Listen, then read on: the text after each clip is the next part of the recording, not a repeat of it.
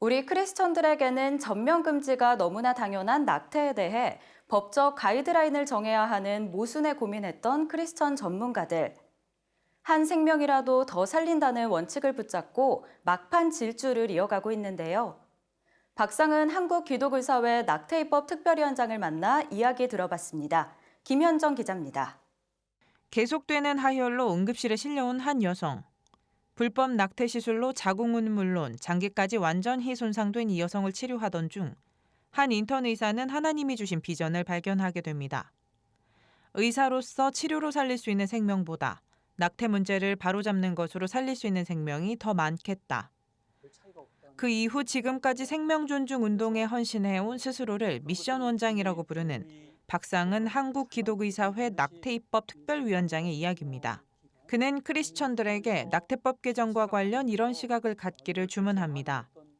수정의 순간부터 생명의 시작이라고 하는 것은 너무나 확고한 저희의 신념이거든요. 그래서 그것을 우리가 버릴 수는 없는데 그렇다고 그냥 내버려 두면은 요즘 뭐 뉴스에 나오는 것처럼 낙태 전면 허용 뭐 이런 식으로 법이 될 수가 있어서 어떻게든지 이것을 정말 차선이지만 최대한 생명을 존중하는 법을 만들도록 한 사람이기 이전에 태아로 모태에 잉태되셨던 예수님을 기억해야 한다고도 전합니다. 예수님께서 왜 우리 같은 어른으로 성육신하지 않으시고 그 눈에 보이지도 않는 작은 태아의 모습으로 오셨을까? 엄마를 보지 못하고 정말 죽임을 당하는 수많은 태아가 정말 예수님 같은 그런 너무나 소중한 한 생명이라는 거죠. 가장 작은 자 스스로 자기의 생명을 지켜내지 못하고 태아들이 자기를 위해서 법을 만들 수 없잖아요. 그 누군가는 그들을 위해서 법도 만들어야 되고 그들을 지켜내는. 이런 생각으로 박 위원장은 그동안 국회, 정부 등과 낙태법 개정안에 대한 의견을 나눠왔습니다. 현재 쟁점은 낙태를 허용하는 주수와 의사의 낙태 시술 거부권 보장 등입니다. 아기가 심장이 뛰게 되잖아요. 그 심장이 엄마의 심장 박동하고 달라요. 독립된 한 개체의 그 생명이라는 것이 너무나 이제 입증이 되는 거죠. 6주, 8주를 넘어서 낙태하는 것은 상당히 저는 문제가 있다고 보거든요. 그래서 뭐 그 이전도 낙태를 해서는 안 되지만 박 위원장이 가장 중요하게 생각하는 것은 낙태 전 충분한 상담과 숙려 기간입니다. 낙태 전 어떤 방법으로 시술이 진행되고 어떤 후유증이 있고 임신을 지속할 경우 어떻게 되는지 충분히 이해한 후 결정해야 한다는 주장입니다.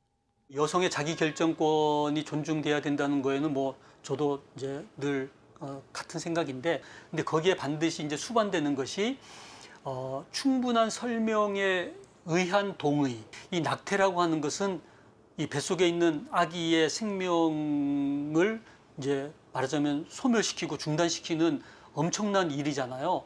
그래서 이 결정을 함에 있어서 저는 충분한 정보를 듣는 것이 필요하다고 봐요. 비밀 출산 지원 내용과 아이를 낳은 후 키울 수 없을 때의 보완책 등도 검토 중입니다.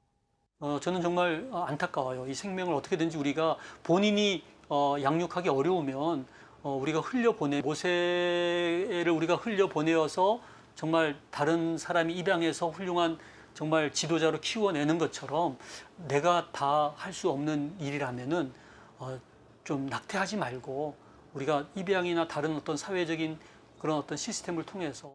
그는 낙태 문제는 사회 전반적인 생명 존중 인식과 직결된다고 경각심을 일깨웁니다.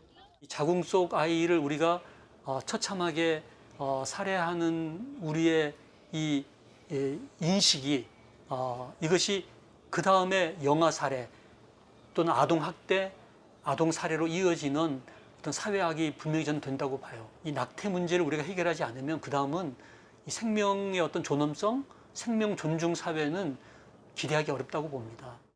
CGN 투데이 김현정입니다.